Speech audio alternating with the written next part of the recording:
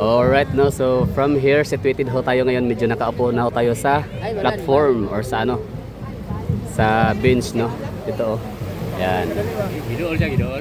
Hindi natin kita sa ano, no, masyado sa naked eye ho natin, lalo sa ating camera, pero sige lang, ano pa rin natin, tingnan pa rin natin. Wala pa nakabalik so far. So at least, no, ma-serve ho natin sa inyo ang ano, ang wait lang. Saan ba yung ano? Pag ganito pala, hindi pala dito sila dadaan kasi mas mababaw pag ganun pala. Anyway, sige lang, tuloy lang tayo dito sa pag ano, kuha ng footage. So itong swimming course is ano ha, 1.9 kilometers. 1 kilometer and 900 meters. So medyo mahaba-haba yun, no?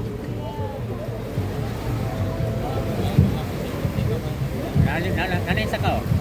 Surrender natin sa Kagrino. Nana? Kakao. Asa? Nakala siya, surrender siya. Ni surrender, abinawag ano? Wala pa dahil. Continue pa, wala lang. Sa bagay ay. So ka, ang tuloy.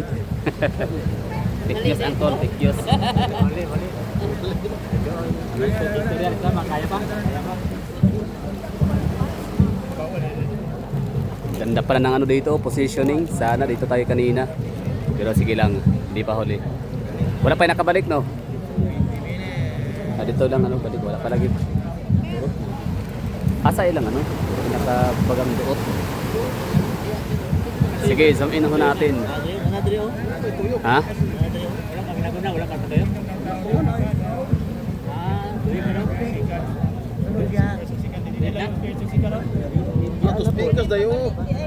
Paana dito. Palawod sila, palawod. Oo. Kanang nag-escort mo na? Palalom sila, palalom. Asa yung first anak kuya? Kita niyo? Balik na doon eh. Asa na banda? Kanang naay nagtindog, layo ra. Kanang nagtindog na ano, nakapadel. Ayun, to tara. So in between ho siya, kita ho ninyo. Kita ho siya, ayun, kita ho natin sa ating camera. Ayan ho, ito, turo ho natin ha. Gamitin yung pointer ho na. Yan. So, yan yung pinaka first. Nasa may ano na siya, Coast Guard area. Tapos madadaanan niya na ho yung bangka, paddle. Yun. Nalagpasan na ang nakapaddle. Okay.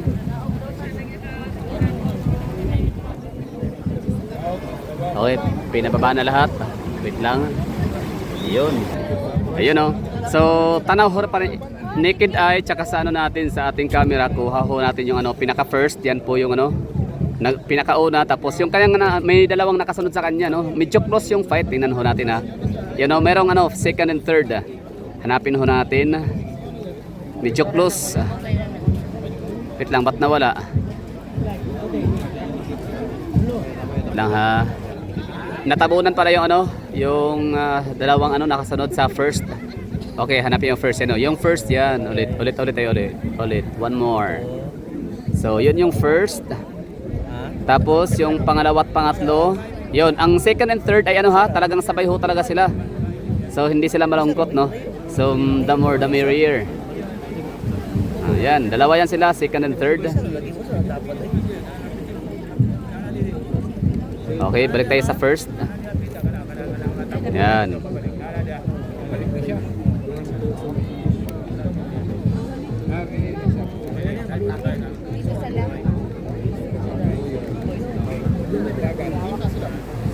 Guys, manang first guys. Okay, so habang binibidyohan natin yung ano, first, second and third, meron tayong ano dito, no, bali i-relay lang ho natin, replay natin yung sinasabi ng ano kanina, yung MC. Sabi niya pang fourth time na pala fourth time na pala na ito sa Davao ngayon, no. So ibig sabihin, yung first and second time ay hindi ko na witness. No, kasi yung last time ay na-witness ko siya.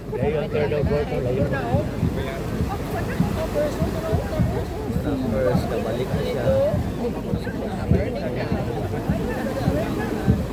Grabe, no, so congratulations na. Pwede nang mangubra ang ano, first.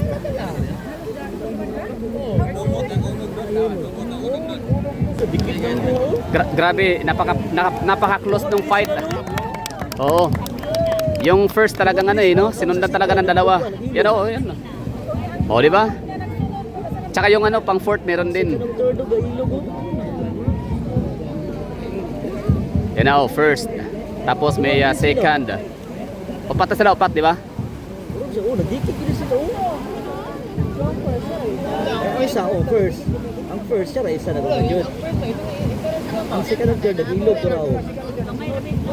Ang first, yan ang first, tapos So, yan yung first ha, yan.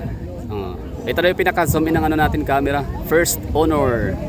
Tapos yung third and second ay napaka-close fight. Pero hindi pa yan natatapos ang laban. Siyempre, meron pa silang ano, maganda pa sila, transition pa sila for bike. 90 km ho yun ha. Ang bike ho nila papuntang Coronon sa may COL sa Santa Cruz, Davao. And after bike naman nila ng 90 km ay balik ho sila dito para transition sa run na 21 km. So, yun na, akyat na siya. Yan, akyat na siya no, sa ramp. Yun, malapit sa ramp. Okay? Wait lang, putahan na.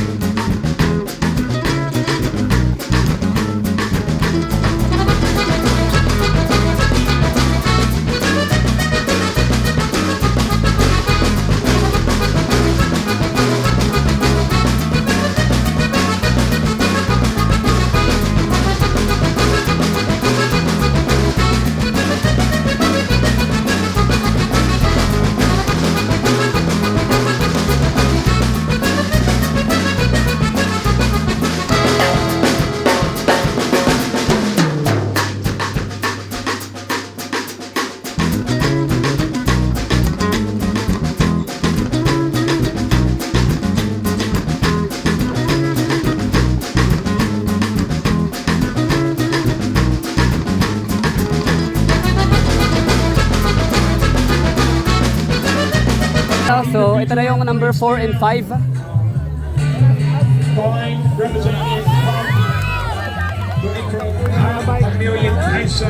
Nakalabas na. Ayun, ang nakabisikleta, nakaalis. Yan. Ayun, nakaalis na ang sa bike course. First runner up. Okay, ingat and good luck. So, malalayo yung ano niya pupuntahan, no? Coronon. Sa may COL, Santa Cruz, Davao.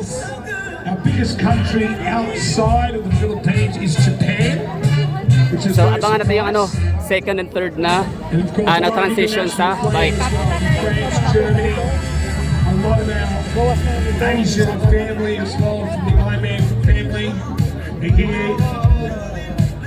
A lot of athletes from the US, and of course Australia as well.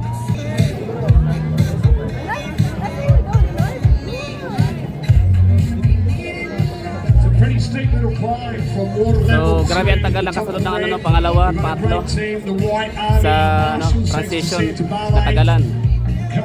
Siguro magmamatter din yung ano, posisyon ng ano, nung kanilang bisikleta.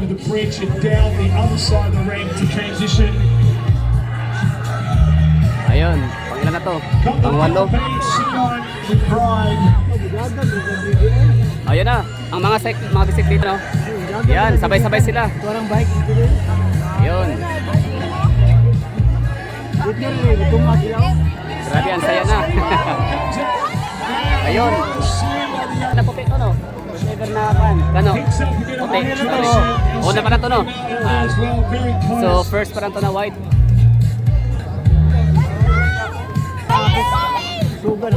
Big crowd line. Now, if you're on the finish line of the swim, you have to make some noise. Otherwise, we bring another crowd in. Okay, so give me a practice. 1, 2, 3, clap. Good job. May babae, wala pa. 4 minutes to go. Wala pa babae no? Kato, babae to. Anana babae na ano? Somebody, SND, Oh, yun, babae. Galing na, galing. Nice one. Ingat kayo, ingat. Ingat sa sana sa bikes. Mga hagala, yan po yung pinaka ano no, pinaka crucial yung bisikleta. Kasi malayo ang ano eh, lalakbayin nila, ano yan, 90 kilometers. So ano yun, nakakatakot yun. Yun lang kabisado yung lugar, although may mga ano naman eh, may mga marshals. So I wish all the best and good luck. Ayun, puti. Oh, sa Oda. So kita sa dati, sa dati. 2025, the tradition will continue. So okay, si Anggol. Ayun, cyclist.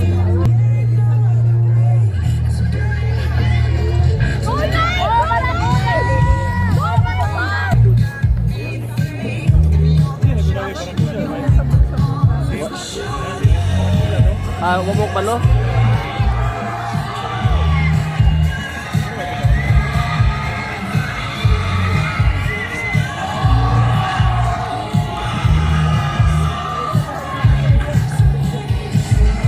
Peter Lucas is coming out of the Sweet Party Isabella Tri Club. He's been an awesome supporter of the Ironman Asia family.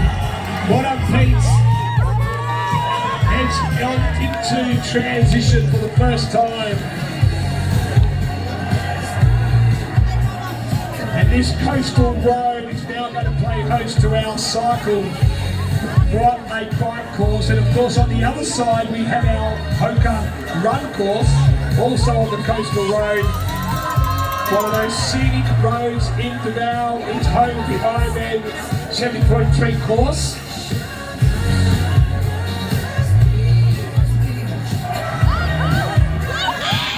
Some of our AWA athletes coming on through in the gold caps. I tell you what, the ladies are doing a great job today to keep some of these men very, very honest.